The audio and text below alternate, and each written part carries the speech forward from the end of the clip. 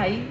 তো this day হচ্ছে 31st 2024, last day বছরের, তাই আমরা সেলিব্রেট করতে এসেছি। কিছুই সেলিব্রেশন নয়, সারাদিন ঘরে বসে বসে বোর হচ্ছিলাম, তাই দেন একটু বেরিয়েছি,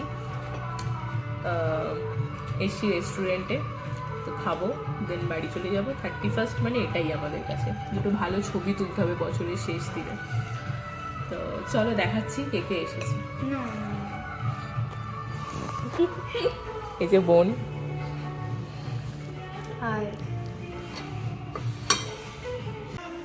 তো 31st ইভিনিং আমরা খুব এনজয় করছি। আমরা খাচ্ছি হচ্ছে এটা কি ভেজ নুডলস মেবি, আর আরেকটা হচ্ছে গার্লিক চিকেন না এটা। তো আমি হচ্ছে রেস্টুরেন্টে এসে খাবারটা অর্ডার করার পর ভুলে যাই না, তো আমরা ভীষণ এনজয় করছি। 31st ইভিনিং, বছরটা শেষ হয়ে গেল, আবার একটা বছর কাটিয়ে ফেললাম।